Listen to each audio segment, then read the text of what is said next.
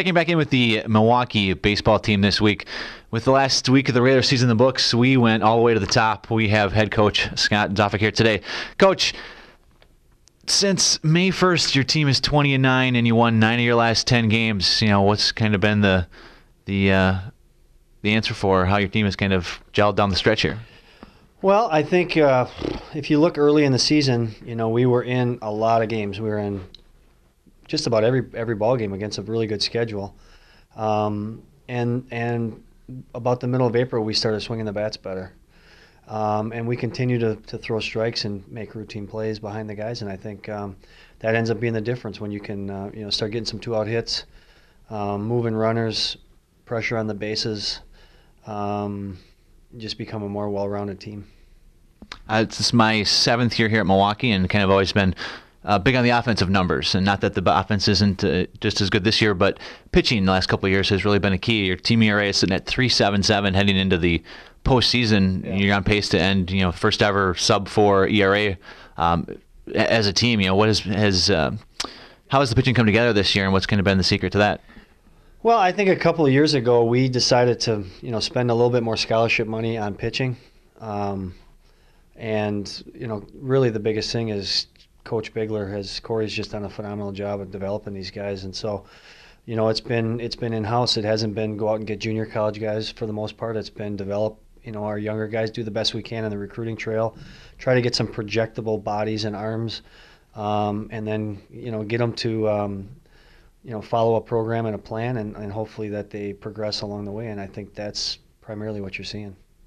For the first time that I can remember, you had 3 guys that you were able to go to Friday night, Saturday night, Sunday night, or 1, 2, 3 each game of the weekend series in Eric Semmelhack, Kel Tassi, and Mike Schneider. How nice was that, knowing that every weekend you already knew what the rotation was going to be?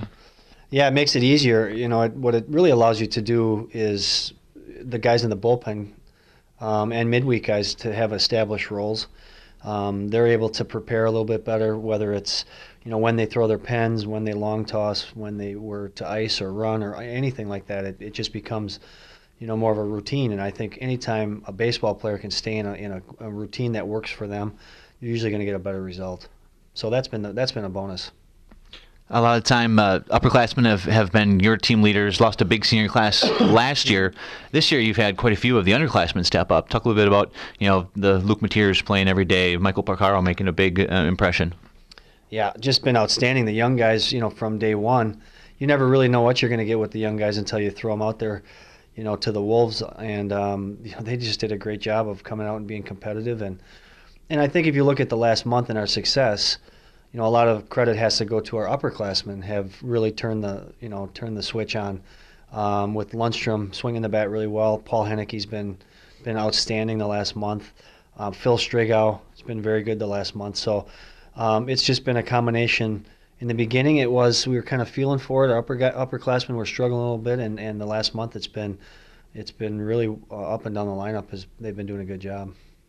All-conference awards were announced today. You had Paul Henneke as a first-team all-conference utility player, Kel Tassi, first-team pitcher, Luke Mateer, all-conference in the outfield, like we just talked about before, first Milwaukee freshman in 15 years to make the all-conference first team. And you had Porcaro and Fadness on the second team. Talk a little bit about what those guys have brought to the table this year. Well, if you just go up and down the lineup, if you start with Henneke, Paulie's been a good player here for 3 years, and he really struggled for the first 60% of the season.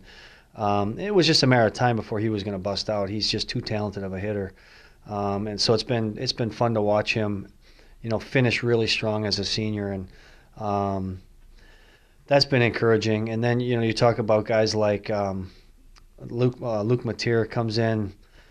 2 weeks into the year, we're not even sure. We're planning on redshirting him, and then Derek Peake gets hurt, breaks his hand the first week, and then we break in case of emergency, and we really had no plans. He was content with trying to learn on the fly here, or excuse me, just try to learn, watch the season, go out and have a great summer, and then come out and compete next year. And just by necessity, we kind of had to, and all the credit goes to him. He works so hard. It's unbelievable. I don't know that I've had a player work any harder. You can't really work any harder. So everything that he gets, he deserves. And I think the sky's the limit for him. You're going to see bigger and better things as as his career progresses. And then Piccaro's the same way, extremely hardworking, very confident baseball player. He's not physically imposing stature-wise, but the game is really slow for him. Just naturally, he has good instincts and timing and a natural rhythm for the game. So that's usually the hardest thing for young guys to do, is be able to slow the game down, and he just has that great instinct.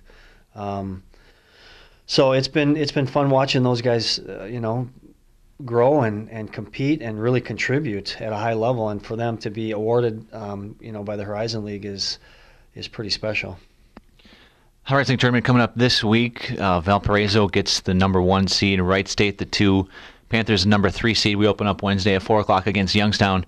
Kind of talk a little bit about, give us a preview of what your thoughts are heading down to Chicago. Well, going into the first game, Youngstown, we've played them 6 times. I think we've beaten them 5, but all but a couple games were really close ball games.